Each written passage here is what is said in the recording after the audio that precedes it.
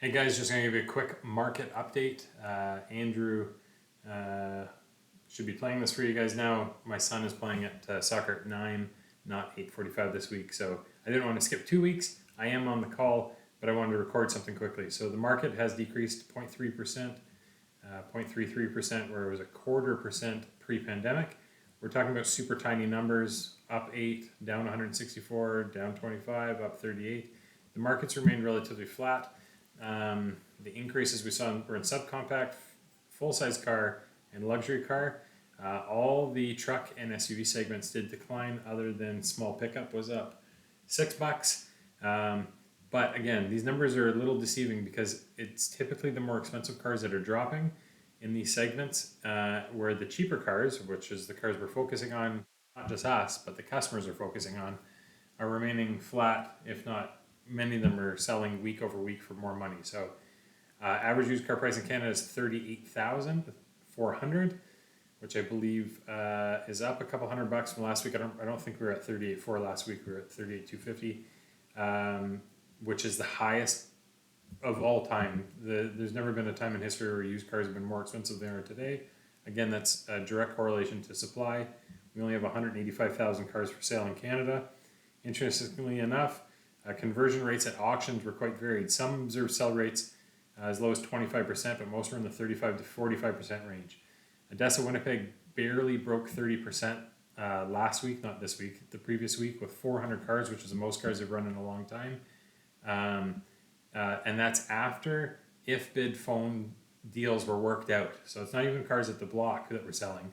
They were able to squeak out to 30% after phoning all the if bids. It's extremely low. I'm going to tell you why, and it's risky with us on trades. It's very important that we're appraising every car properly.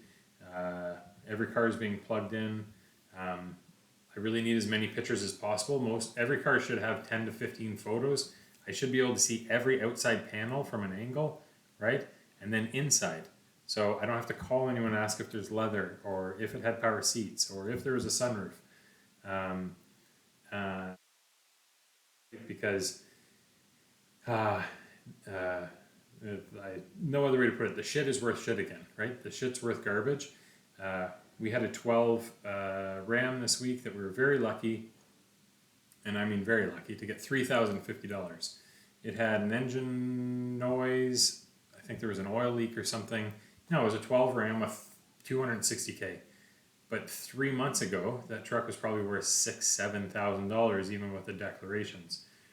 Andrew can attest to this. Right after that, there was a 2017 Ram 1500 with 220K. Same thing, noisy engine, some electrical problems. The high bid was $5,100.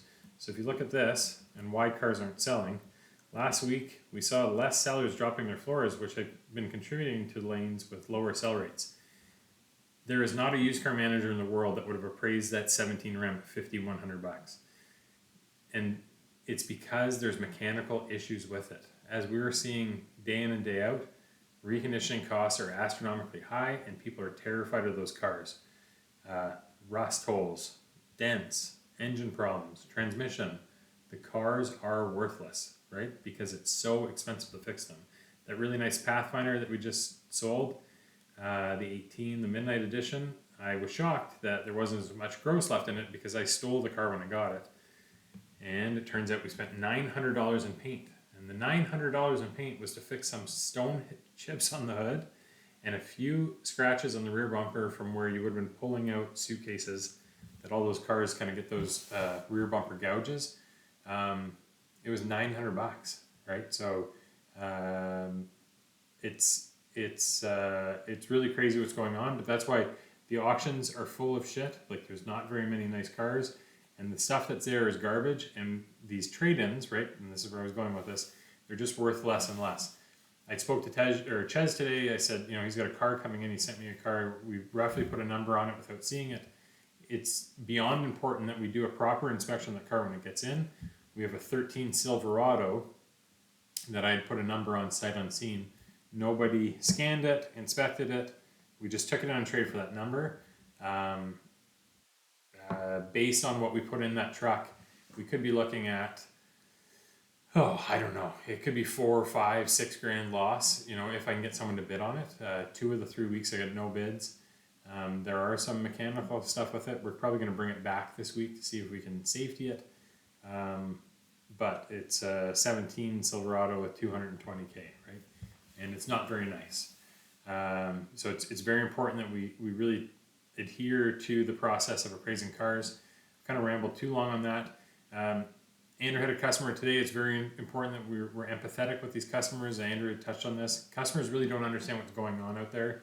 It's beyond important that we don't have a customer come in and ask for something specific, and I'll show you the example, but a Honda or Toyota that's financeable, sub $15,000, more or less than 150,000 kilometers.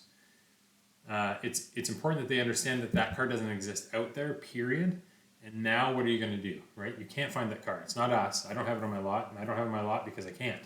But what are you going to do now? So I've already got all of these in. So sub 150, 15 grand or less, and a Toyota. There is one car within our market. It's a right-hand drive 04 Toyota Crown for 10.4. And this over to Honda. I think there was 2 of them.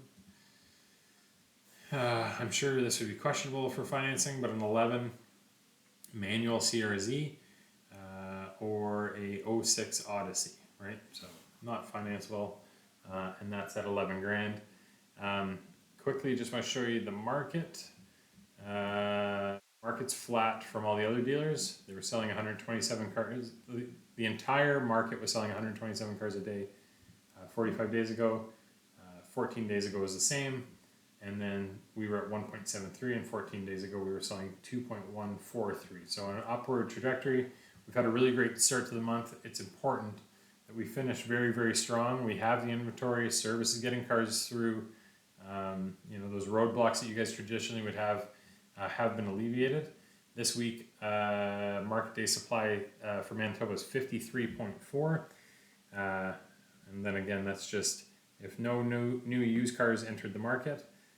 If we continued our sale rate that we're currently at, in 53 days, we'd have no cars left in Manitoba. Last week, we were at 71, so we've picked up 18 days in the last week.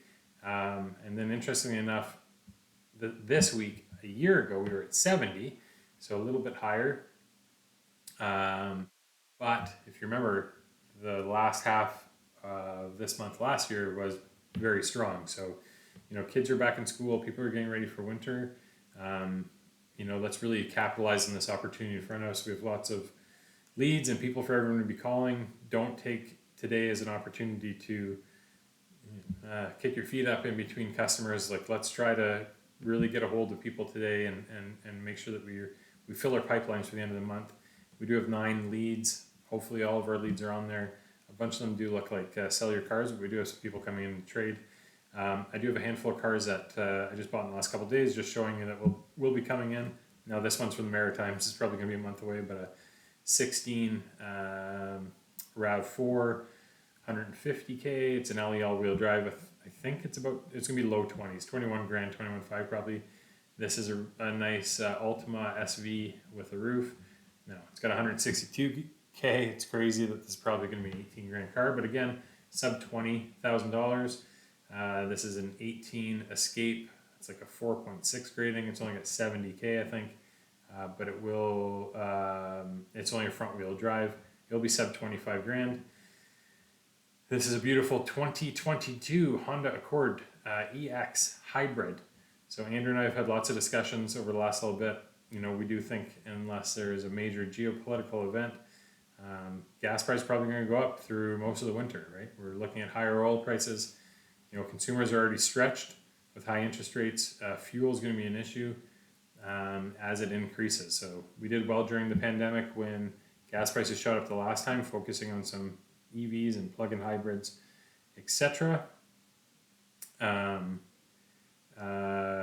I'm probably going to do that again this time. I'm going to be looking for some opportunities. So Andrew and I were on the call today when this car became available and we scooped it up.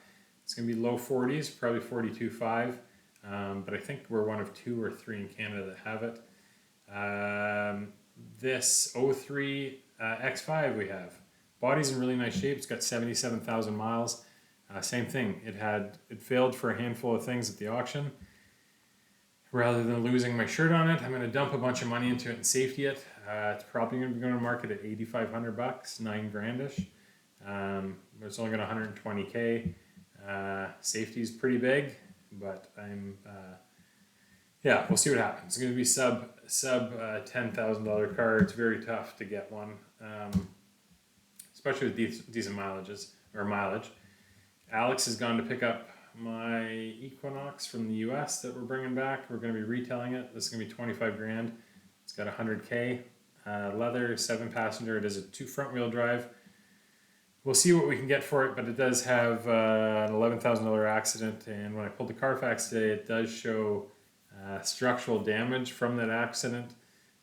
I believe, if I remember correctly, the auction said it was all repaired and related to that previous claim. So I've talked for a long time. I hope you guys have an amazing day. I am on the call right now. I am here for appraisals, and yeah, just remember, we're here. We're solution providers, right? Customers have issues. We're not saying no and kicking people out, right? We really have to take the time to educate some people and walk them through this process, because for most people, what they're looking for isn't there. So what are you going to do next about that? Hope I didn't take up too much of your time. Thank you, everyone, and on to you, Andrew.